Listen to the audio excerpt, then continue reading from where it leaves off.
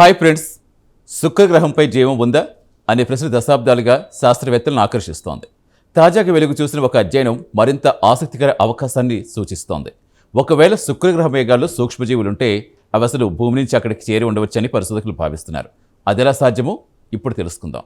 అమెరికాలో Johns Hopkins university applied physics laboratory, Sandia national laboratories పరిశోధకులు ఈ అధ్యయనం చేశారు. దీని ఫలితాలు lunar and planetary science conference 2026లో ప్రదర్శించారు. ఈ అధ్యయనం పాన్స్పెర్మియా థియరీ అనే భావనపై ఆధారపడింది. ఈ సిద్ధాంతం ప్రకారం జీవం లేదా జీవానికి అవసరమయ్యే పదార్థాలు, గ్రహ శకలాలు, తోకచుక్కలు వంటి అంతరిక్ష వస్తువుల ద్వారా ఒక గ్రహం నుంచి మరో గ్రహానికి చేరొచ్చు. శాస్త్రవేత్తల అంచనా ప్రకారం భూమిపై భారీ గ్రహ శకలాలు ఢీకొంటున్న సమయంలో భూమి ఉపరితలం నుంచి రాళ్లు, ధూళి, సూక్ష్మజీవులు అంతరిక్షంలో విసిరివేయబడవచ్చు. వీటిలో కొన్ని వేల లక్షల ఏళ్ల తర్వాత మరో గ్రహాన్ని చేరే అవకాశం ఉంటుంది. ఈ అవకాశం ఎంతవరకు ఉందో పరీక్షించేందుకు పరిశోధకులు ప్రత్యేక కంప్యూటర్ నమూనా ఉపయోగించారు. భూమి నుంచి బయటకు వెళ్ళిన రాళ్లు శుక్రగ్రహ వాతావరణంలో ప్రవేశించినప్పుడు ఏమవుతుందో వారు అంచనా వేస్తారు. కొన్ని సూక్ష్మజీవులు ఆ ప్రయాణం తట్టుకుని శుక్రగ్రహ మేఘాల వరకు చేరే అవకాశం ఉంటుందని వారి లెక్కలు సూచించాయి.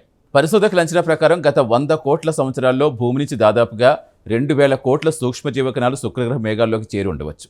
సగటున ప్రతి ఏడాది సుమారుగా 100 కణాలు అక్కడ మేఘాల్లో వ్యాపించి ఉండవచ్చని వారు భావిస్తున్నారు. అంటే దీని అర్థం శుక్రగ్రహంలో జీవం ఖచ్చితంగా ఉందని కాదు, ప్రస్తుతం అక్కడ జీవం ఉందనే ప్రత్యక్ష ఆధారాలు కూడా ఏమీ లేవు. కానీ భవిష్యత్తులో శుక్రగ్రహ మేఘాల్లో జీవం కనుగొనబడితే అది అక్కడే పుట్టిందా లేక భూమి నుంచి వెళ్ళిందా అనే ప్రశ్నకు ఈ అధ్యయనం కొత్త కోణం అందించనుంది.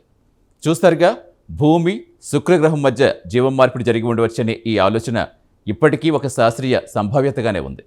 అయినప్పటికీ భవిష్యత్తులో శుక్రగ్రహాన్ని పరిశీలించే వ్యోమగామి రోబోటిక్ మిషన్లు ఈ రహస్యానికి సమాధానం ఇవ్వచ్చని పరిశోధకులు ఆశిస్తున్నారు.